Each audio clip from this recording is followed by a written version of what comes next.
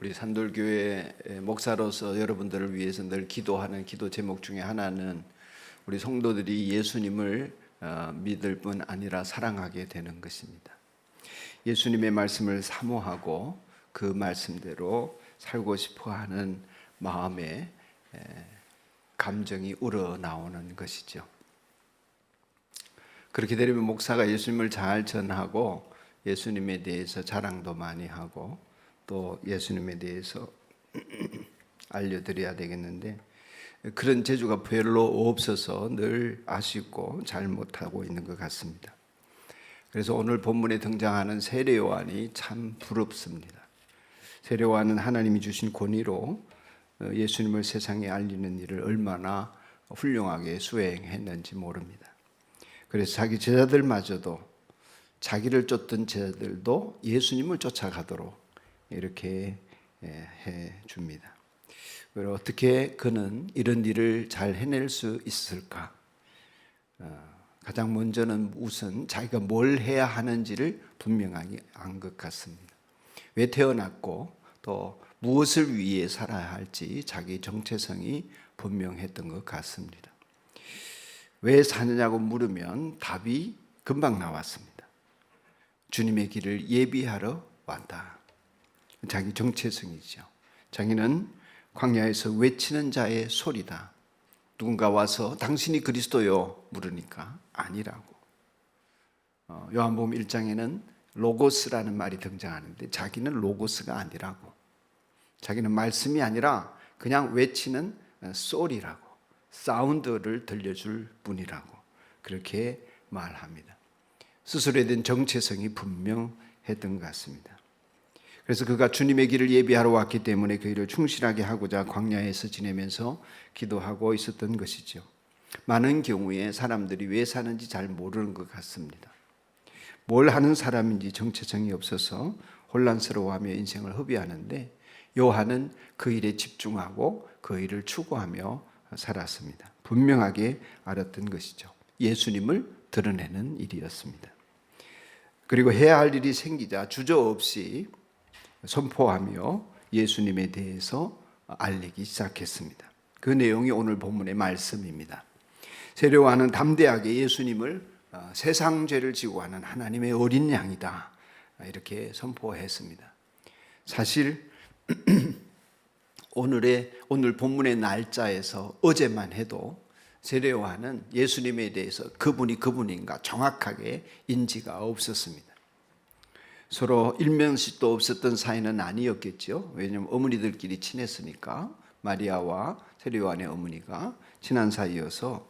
그런데 예수님이 과연 그 사람인가 하는 데 대해서는 분명하지가 않았습니다. 그런데 예수님이 세례 요한에게 세례를 받으러 요단강에 오셨습니다. 원래 세례는 죄인이 회개하고 받는 것이지 않습니까? 그런데 예수님이 죄가 없으신 분이 세례를 받고자 하니 내가 당신에게 세례를 받아야 되는데요 이러면서 세례 요한이 거절하지요. 그러자 예수님께서 나한테 세례를 베풀므로 말미암아 하나님의 의를 이루라 이렇게 말씀하셨습니다. 예수님이 왜 세례를 받으셔야 했는지 여러분 잘 아시죠? 그 하나님의 의를 이룬다고 하는 것은 죄가 있어서 회개하고 세례를 받는 것이 아니라 온 인류의 죄를 지고 가는 하나님의 어린 양으로서 죄를 대신 회개하고 대신 죄를 용서받고 그런 상징으로 세례를 받는 것이었습니다. 그래서 예수님의 공생애는 세례로 시작하고 십자가로 마치게 되는 것입니다. 죄를 대신 회개하고 짊어짐으로 십자가에 그래서 그 죄값으로 죽음으로 예수님의 3년의 공적인 활동이 거쳐지게 됩니다. 그래서 우리가 지금 주현절 기간을 보내고 있는데 해마다 1월 6일이 주현절이거든요. 주님께서 이 세상에 나타나신 날입니다. 그것이 공생애를 시작한 것을 기념하는 절기예요. 예수님이 내 죄를 위해 십자가에 죽으시고 내 죄를 위해서 세례를 받으시고 내 죄를 위해서 3년간 애쓰시다가 결국에는 비참하게 내가 받을 천벌을 대신 받는 생애를 사하신 것, 그리고 그 죽음으로 끝나지 않고 부활하신 것, 이것을 기념하는 절기가 주현절 절기입니다. 여러분과 저의 죄 대신 세례도 받고 십자가도 지신 것이죠. 세례를 받고 물 밖으로 나오는 순간에 세례 요한은 뜻하지 않는 환상을 보게 됩니다. 그것은 첫째는 하늘문이 열려지고, 그리고 하나님의 성령이 예수님에게 임하고, 그로 말미암아 그에게 들려진 음성은 내 사랑하는 아들이다 하는 것이었습니다. 하나님의 음성이 누구에게 들리냐면 하나님을 바라고 성령으로 충만하여 하나님을 사모하는 사람에게 성령님의 음성은 들려지기 마련입니다. 육신의 욕망으로 살고 육체로 사는 사람에게는 성령의 음성이 들려지지 않습니다만은, 하나님께서 아무리 볼륨을 높여서 거창한 스피커를 달아서 소리를 지르셔도 우리에게는 들리지를 않습니다. 영적인 음성을 들어야 하는데 하나님의 마음을 느낄 수 없는 죄가 다 가로막고 있기 때문이지요. 죄가 하나님과 우리 사이를 가로막고 있기 때문에 그런 소리를 들을 수 없는 우리들입니다. 그러나 그 죄가 보혈로 씻겨지고 하나님의 영으로 충만하게 되고 하나님의 일을 갈망하는 상태가 되어지면, 성령의 기름 부으심 속에 있으면 우리는 하나님의 세미한 음성조차도 분별할 수 있는 영적인 안목이 생기게 되는 것입니다. 그런 통찰력을 가지고 하나님을 보고 세상을 보고 나를 보고 이웃을 보게 될 때는 육신으로 알던 사람이 그 사람이 아닌 거죠. 피부치가 그냥 피부치가 아닌 거죠. 어쩌면 나와 다르게 지옥 갈 백성이 된 것이 보이기도 하고, 어쩌면 나는 저 밑바닥을 헤매고 있는데 하나님을 향하여 올라가고 있는 사람들의 모습도 보이기도 하는 것입니다. 죄를 죄로 깨닫게 되는 눈도 열려지고 상한 심령을 하나님이 알게 해주셔서 탄식하며 중보하고 기도하게도 하시는 것입니다.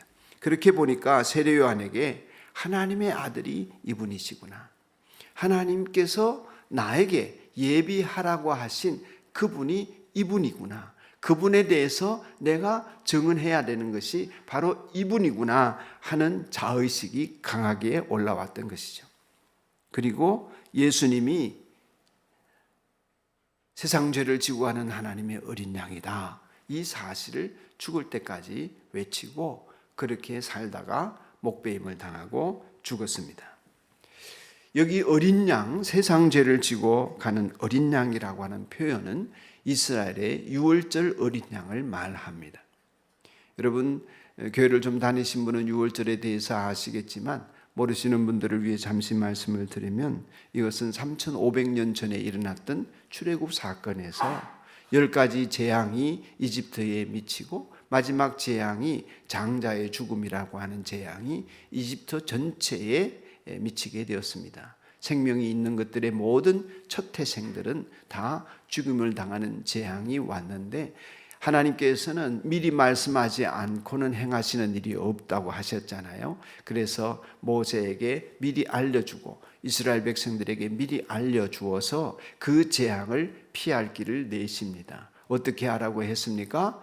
어린 양의 피를 잡아서 어린 양을 잡아서 그 피를 문설주에 바르라고 했습니다. 문지방이 아니고 문기둥과 이런, 그걸 뭐라 그러는지 어쨌든 그렇게 바르라고, 그게 문설주인가 보죠. 바르라고 하였습니다. 표시를 하라고 한 것이죠.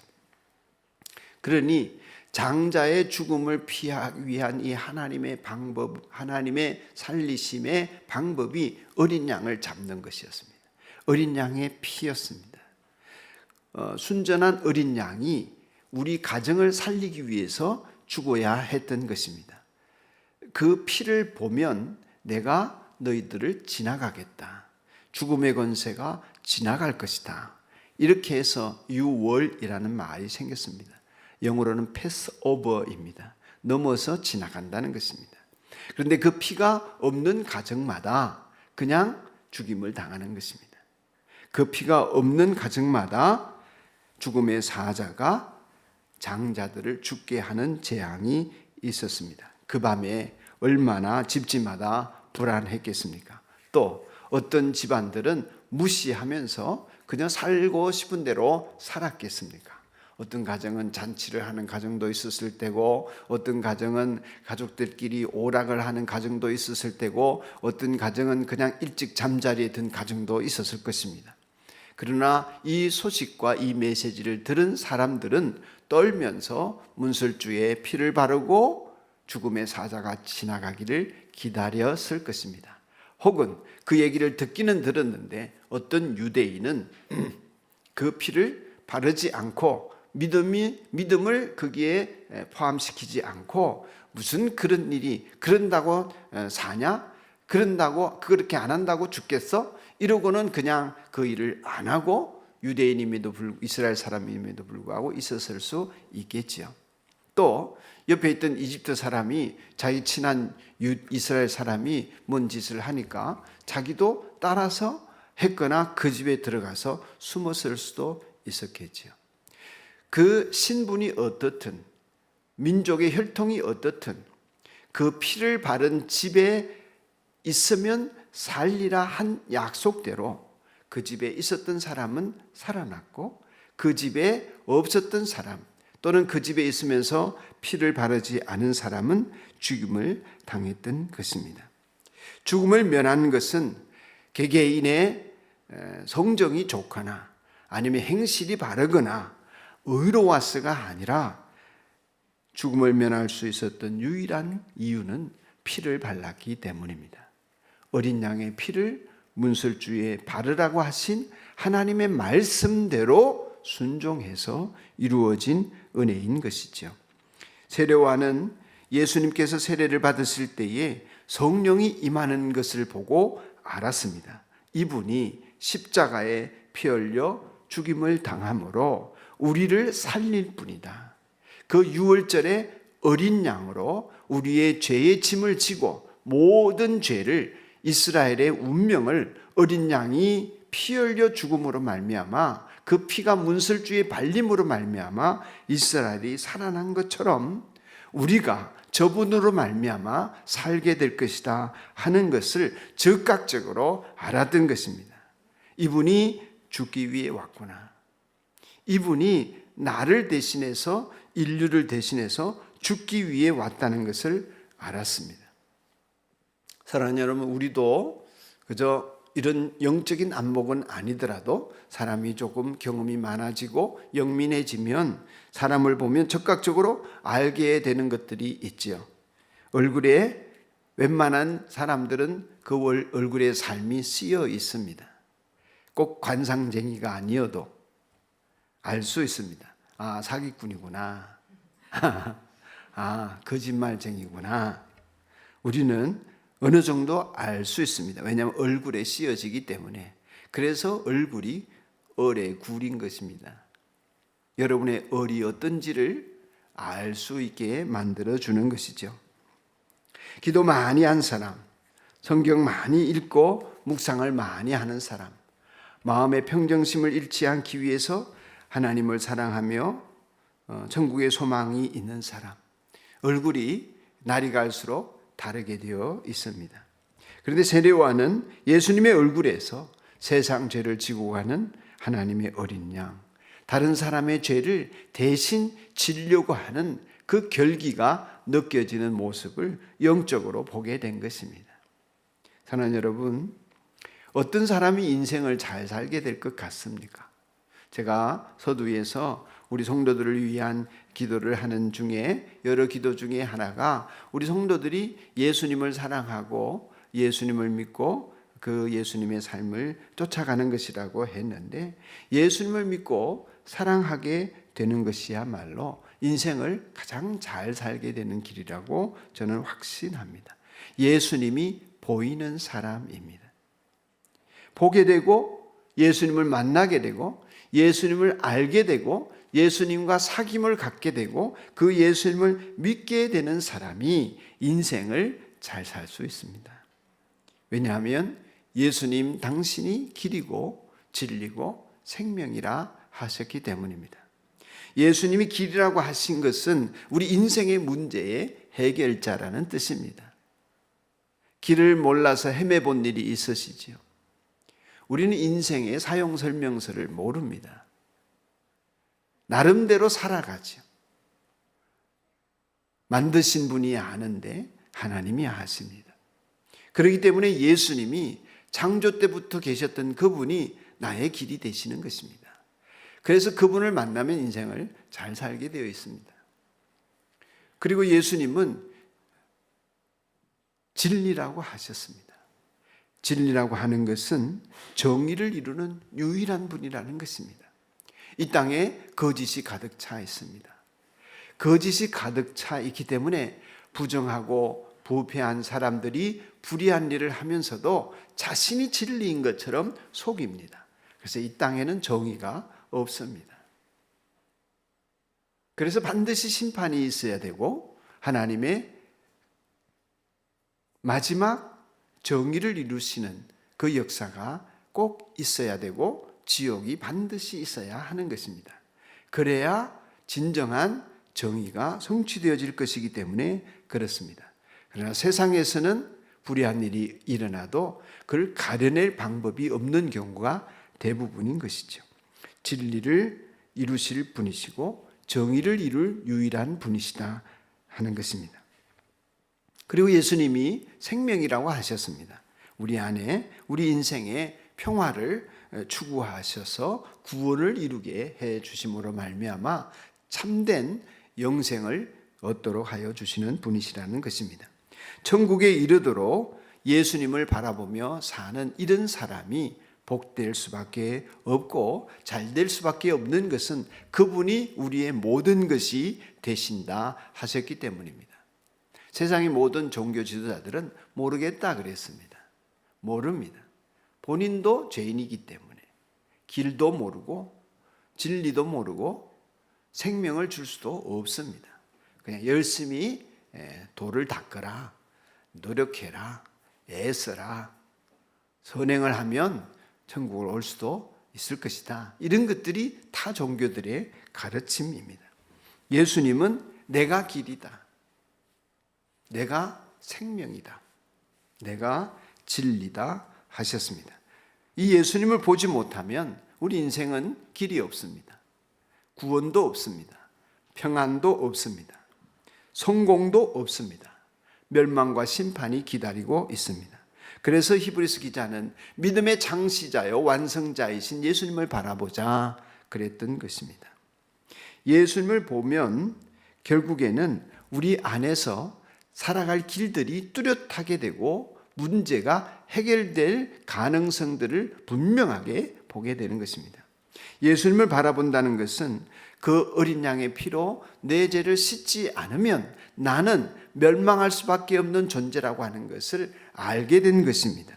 멸망한다, 심판을 면할 수밖에 없다, 그리고 죽을 수밖에 없다. 그것을 고백하며 두렵고 떨림으로 구원을 이루어 가는 것입니다. 예수님에게 내 영혼 살려달라고, 내 인생 구원해 달라고 애원하는 것입니다. 멸망과 저주에 빠져 있음을 알고 우리의 심령에 어린 양의 핏부림을 허락해 주시기를 간구하는 것이 예수님을 바라보는 사람의 모습입니다. 용서받기를 사모하는 것입니다. 세상 죄를 지고 가는 하나님의 어린 양을 의지해서 내 집의 문설주에 어린 양의 피를 바르듯이 내 인생에 예수님의 핏부림으로 내 죄는 사함받고 내 인생이 하나님 앞에서 산자로 살아갈 수 있기를 소원하는 것입니다. 여러분 만일에 암에 걸려서 죽을 암이다 이렇게 여겨지면 결혼이나 취직이나 돈이나 이런 것이 무슨 상관이 있겠습니까? 그 많은 재산이나 돈이 무슨 소용이 있겠습니까? 우선은 암을 끄집어내고 죽을 병에서 살아나는 것이 문제이지 않습니까? 심각성을 모르니까 시집가고 장가가고 취직하고 돈 벌려고 하고 이런 데 연연하는 것이죠. 우리가 그 죄의 심각성, 영적으로 우리가 암에 걸려서 하나님 앞에 다 죽은 자라고 하는 이 심각성을 보는 눈이 열려지지 않으니까 십자가를 외면하고 살아가는 것입니다.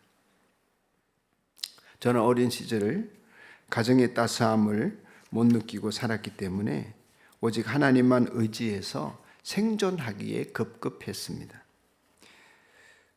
아버지의 아버지됨을 잘 몰랐기 때문에 아버지가 되는 일도 또 어머니 사랑을 잘 못 느꼈기 때문에 그렇게 가정을 이루는 것이 어떤 것인지를 모르고 지냈습니다. 그냥 하나님 한 분 붙들고 살아나려고 애써 왔습니다. 부모가 되는 일에 대해서도 잘 몰랐습니다. 몰랐기 때문에 두려움도 없었고 할 수 있는 일도 없었습니다. 뭘 알아야 무서워하지요. 그러다가 내가 잘못 살고 있구나 하는 것을 알았을 때는 이미 아이들이 다 자라 있었습니다. 그래서 그때 가서 제가 할 수 있는 일이라고는 오직 한 가지 바람을 기도로 하나님 앞에 올려드리는 것이었습니다. 그것은 우리 아이들이 예수님을 만나 저처럼 예수님과 동행하면서 인생의 길들을 예수님과 함께 걷는 사람이 된다면 저들의 인생이 예수님에 의해서 잘 될 것이라는 믿음이 있었습니다. 그래서 그 믿음으로 기도하고 기도해 왔던 것입니다. 예수님을 주인으로 모신 삶을 살게 해 주십시오 하는 기도입니다. 사랑하는 여러분, 어린 양 예수 그리스도로 말미암아 우리는 죽을 인생에서 살아나는 인생이 되었고 이 세상에서 멸망받을 인생에서 하나님으로부터 구원 얻어서 영원한 천국을 누리는 소망의 사람들이 되게 되었습니다. 그 예수님이 2000년 전의 세상에 나타나신 주연절 절기를 우리는 보내고 있습니다. 여러분 아직 예수님을 안 믿으십니까? 꼭 예수님을 만나는 은혜를 구하시기를 축복합니다. 혹시 예수님 믿으십니까? 죄가 털끝만큼 있더라도 내게 꺼림칙한 그 무엇이든지 간에 어린 양의 피로 용서받지 못하면 멸망과 저주에 빠짐을 알고 또 그렇게 안 되더라도 내 인생이 굴곡질 수밖에 없음을 알고 우리의 심령에 어린 양의 피를 날마다 뿌리며 사십시오. 피 뿌림을 통하여서 죄를 회개하는 삶을 살라 그 말씀입니다. 예수님의 보혈을 지나지 않고서는 우리 육신이 성결하고 정결한 삶을 살 수가 없습니다. 말씀이 육신이 되어 우리 가운데서 피 흘려 죽으신 그 부활하신 은혜 때문에 내가 용서받을 수 있고 내 천벌이 면하여질 수 있음을 굳게 믿고 영생을 얻고 치유받은 하나님의 자녀로 즐거워하며 살아가는 인생의 길을 누리시기를 바랍니다. 믿음을 갖는 데서 넘어서서 제자이십니까? 나는 예수님을 따르는 사람이라고 스스로 자의식이 있으십니까? 그렇다면 예수님을 자랑하며 전하십시오. 어떤 성도가 진정한 성도입니까? 예수님을 믿고 예수님을 따르는 사람, 더 나아가서 예수님을 사랑하는 사람 아니겠습니까? 어떤 목장이 참된 목장의 모습을 갖는 것이겠습니까? 예수님의 이름으로 감사하며 그 예수님을 높이는 목장 아니겠습니까? 어떤 교회가 복된 교회겠습니까? 예수님의 이름을 자랑하는 교회 아니겠습니까? 여러분의 삶에 이 은혜가 충만하기를 주님의 이름으로 축원합니다. 찬송합시다. 함께